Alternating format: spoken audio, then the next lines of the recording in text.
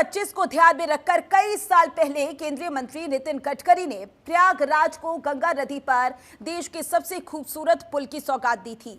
प्रयागराज में लगभग 2000 करोड़ की लागत से बनने वाले इस पुल के निर्माण का काम लगभग पूरा हो गया है, लेकिन नदी की धार के बीच के कुछ पिलर अधूरे रह गए जो कुंभ मेले से पहले बनकर तैयार नहीं हो सकते थे।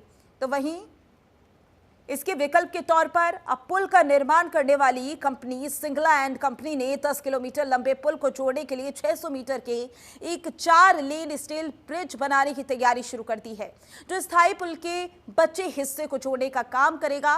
यानी कि गंगा नदी की धार के बीच वो हिस्सा जो अधूरा है उसको अस्थायी तौर पर स्टील ब्रिज से जोड़कर पूरा किया जाएगा। कुंभ के लिहाज से ये पुल इसलिए भी महत्वपूर्ण है क्योंकि इस पुल के माध्यम से लखनऊ, रायबरेली, अयोध्या सहित देश के अलग अलग हिस्सों से लोग बिना पुराने पुल के जाम में फंसे सीधे कुंभ नगरी में प्रवेश कर सकेंगे।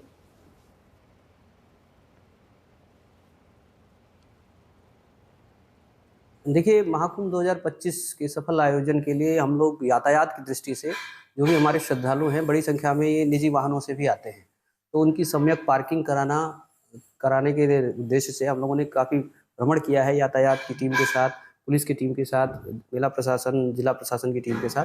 तो उसके निमित्त हम लोगों ने देखा कि बेली कछार में जो हमारा एरिया है वहाँ पर हम लोगों ने काफ़ी बड़ी पार्किंग चिन्हित की थी। उसके निमित्त 6 लेन का जो पुल हमारा बन रहा था उसका कार्य जो है, उसके 4 पियर का कार्य महाकुंभ से पहले पूर्ण नहीं हो पाएगा। इसके दृष्टिगत हम लोगों ने उसमें अल्टरनेट व्यवस्था की, एक टेम्प्रोरी स्टील ब्रिज का प्रस्ताव किया है, जो कि टेम्प्रोरी स्टील ब्रिज ये एजेंसी निर्माण करेगी मोर्च की देखरेख में, जिससे हम लोग यात्रियों को सुगमता से उसी ब्रिज के माध्यम से बेली कछार पार्किंग में ले आएंगे।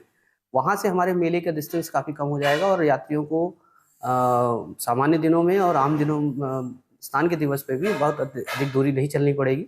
इसलिए वो हमारे पार्किंग की व्यवस्था के निमित्त एक आवश्यक घटक है जिसको हम करवा रहे हैं। देखिए, महाकुंभ 2000 इसका देखिए हम लोग का ये है कि जो 6 लेन ब्रिज फाफामाउ प्रोजेक्ट पर बन रहा था, तो अभी इसमें कुछ डिले हो रहा है और जो गंगा ब्रिज पर गंगा के ऊपर था तो 2 पिलर हमारे रिवर में आ गया और उसका जो रिवर का बेड जो होता है उसमें कांस्टेंट नहीं रहा एवरी ईयर, तो वो कंप्लीट नहीं हो पा रहा। उसमें तो बाकी हमारा ब्रिज कंप्लीट हो रहा, वो कंप्लीट नहीं हुआ।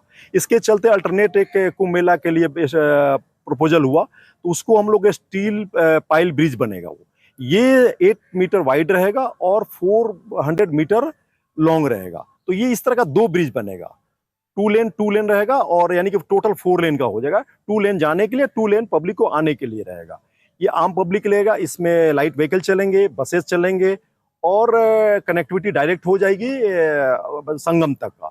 बीच में पार्किंग आएगा, पार्किंग से फिर वहां से यहाँ से जो निकले फाफामाउ साइड से जाएंगे, पार्किंग में व्हीकल खड़ा होगा, वहां से जाकर के अपना फिर कुंभ तक अपना चले जाएंगे वहां पर। ये इसकी रिजिडिटी काफी होता है, सेफ्टी पॉइंट ऑफ व्यू से होता है। जैसे कि हम लोग जनरली इस तरह का ब्रिज तो बनाते हैं कंस्ट्रक्शन लाइन में, तो 300 डाया का यूज करते थे पाइप, इसमें 600 डाया का सेफ्टी पॉइंट ऑफ व्यू से तो काफी ये स्ट्रॉन्ग ब्रिज बनेगा और ये कार्य रिजिड जैसा रहता है, तो इसमें सेफ्टी पॉइंट ऑफ व्यू से काफी मतलब सेफ है। प्रयागराज में लगने वाला महाकुंभ खास होने जा रहा है। खास इसलिए होने जा रहा है क्योंकि प्रयागराज में एक 6 लेन पुल बन रहा था, लेकिन उस 6 लेन पुल में पानी भरे होने के कारण रोका गया है और अब एक नई तकनीक यूज की जा रही है, स्टील का पुल।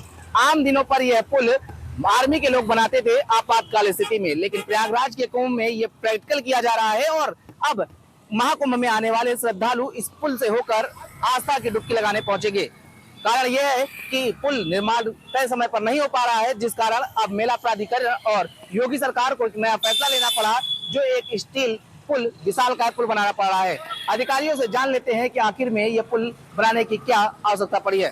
वीडियो जर्नलिस्ट रोशन यादव के साथ अमित शाह, जनन टीवी, प्रयागराज।